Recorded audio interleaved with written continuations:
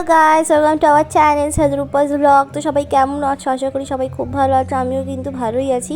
তো সকালবেলা ঘুম থেকে উঠে আগে ফলটা খেয়ে নিয়েছিলাম, খেয়ে তারপরে এখন আমি চলে এসেছি একটুখানি রান্নাঘরে। এখন আমি ডিম সেদ্ধ ছুলছিলাম, কারণ ডিমটা খাবো, অনেক দিন পরই খাচ্ছি, কারণ রোজ রোজ আমি ডিম খাই না। তো আজকে আমি ডিম সেদ্ধ খাবো। তো মানে ছুলতে এত প্রবলেম হচ্ছিলো হাফ বয়েলে।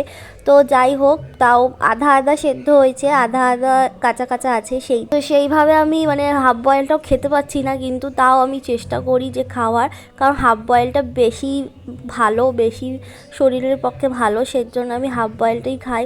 তো এখন আমি ফ্রিজ থেকে সব সবজিগুলো বার করে নিচ্ছিলাম সবজিগুলো কাটার জন্য। তো এখন হবে হচ্ছে গিয়ে বেগুন পোড়া, যেহেতু আজকে শনিবার, এর জন্য বেগুন পোড়া আর রুটি হবে সকালবেলার। আর হচ্ছে গিয়ে বেগুন আর টমেটো দুটোই পোড়া দেবো। আর এখানে ধনেপাতার আমি চাটনি করবো, এই জন্য দেখো রসুনটা আমি ছিলে নিচ্ছি। আর বেগুন পোড়াতেও রসুন দেবো, সেই জন্য আমি রসুনটাকে ছিলছি বসে বসে। ছিলে তারপরে হচ্ছে গিয়ে আর লেবুও বার করে নিয়েছি, ধনেপাতার চাটনিতে দেওয়া হবে সেই জন্য। আগে আমি বেগুনটাকে ফালা ফালা করে কেটে নেব, কারণ হচ্ছে গিয়ে লঙ্কা রসুনটা ঢোকানোর জন্য, যাতে একসাথেই সবগুলো আর কি পোড়া হয়ে যায় সেই জন্য। আর হচ্ছে যেখানে দেখো পাপা দাঁড়িয়েছে, পাপা দাঁড়িয়ে দাঁড়িয়ে বলছিল যে বেশি ফালা করতে হবে না, দুটো তিনটে ফালা করলেই হবে, সবগুলো ঢুকে যাবে। তো আমি যেহেতু অনেকগুলো রসুন দেবো, ওর জন্য ভাবছিলাম যে যদি না ঢোকে একটার ভেতর, ওই জন্য আমি একটু বেশি করে নিয়েছিলাম ফালাটা। তো দেখো এখানে আমি লঙ্কা আর রসুনটাকে ঢুকিয়ে দেবো এর ভেতরে। এটার ভেতরে দিয়ে ঢুকিয়ে যখন মাখা হয় না, মানে হেভি টেস্ট হয়, হেভি টেস্ট। এটার ভেতরে একটু যদি সর্ষের তেল দেওয়া হয় আরও বেশি ভালো লাগে খেতে। তো এখন আমি ধনেপাতার চাটনি করব, সেহেতু আমি ধনেপাতাগুলোকে আমি কেটে নিচ্ছিলাম, মানে বেছে নিচ্ছিলাম ভালো করে। তো এখানে আমি বেছে বেছে রেখে দিচ্ছিলাম ভালো করে ধুয়ে, তারপর আমি ধনেপাতার চাটনিটা বানাবো।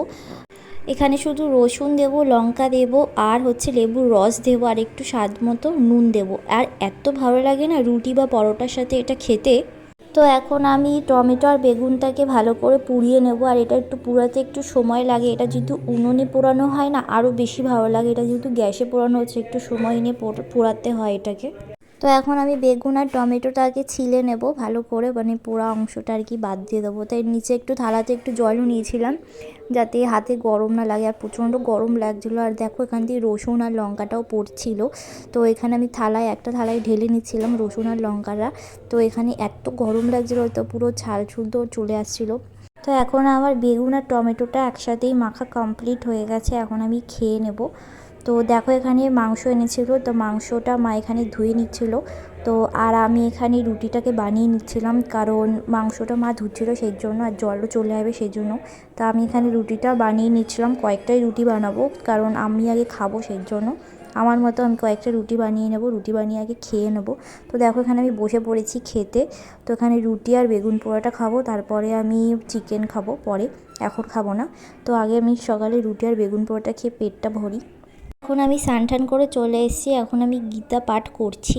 তত বলো সব শুনি বিবরণ, পুরাকালে সবিশেষ ব্যস্ত ধর নারায়ণী খেতে যাও। তো এখানে মা এখন রুটি আর ওখানে চিকেন বানাচ্ছে। তো দেখো এখানে চিকেনটা প্রায় হয়েই গেছে, এই যে এটা হচ্ছে আমরা দুপুরে খাবো সেই জন্য। তা এখানে আমি বিকেলবেলাতে আবার একটু ড্রেস করে রেডি হয়ে একটু রিলস বানাবো, সেই জন্য রেডি হয়ে গেছিলাম। তো এখন আমি কিচেনে চলে এসেছি, কারণ বাড়িতে আজকে কেউ নেই, হচ্ছে কি সবাই বিয়ে বাড়িতে গেছে। তো সবার ইনভিটেশন ছিল, আমারও ছিল, কিন্তু আমি আজ গেলাম না, কারণ আমার তো সেইভাবে কোনো ড্রেস তো হচ্ছেই না। আর শাড়ি পরবো, যে শাড়ির ব্লাউজই হচ্ছে না এখন আর।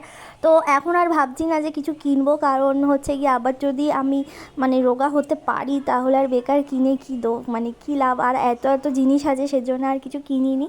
তো এখন পাস্তা বানাচ্ছিলাম, কারণ বাড়িতে কেউ নেই, সেই জন্য একাই খাবো, সেজন্য অল্প করেই পাস্তা বানাচ্ছিলাম। এখানে সব রকমের সবজি কেটে নিয়েছিলাম, সবজির ভেতরে ফুলকপি ছিল, আলু ছিল, ক্যাপসিকাম ছিল, আর সেভাবে কিছু ছিল না, তো সেগুলো আর দিইনি। আর এখানে পেঁয়াজ আর লঙ্কা কেটে নিয়েছিলাম।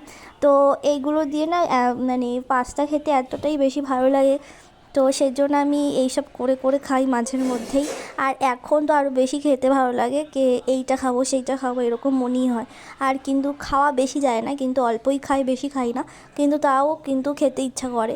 তো এখানে ওটাই বানাচ্ছিলাম পাস্তাটা, আর হচ্ছে গিয়ে সাথে একটু ডিমও দেবো। তো এই যে আমার পাস্তা বানানো রেডি হয়ে গেছে। তো সবাই ভালো থাকবেন, সুস্থ থাকবেন। আমি এখানে আজকে ব্লগটা শেষ করছি, আবার দেখা হচ্ছে পরের ব্লগে।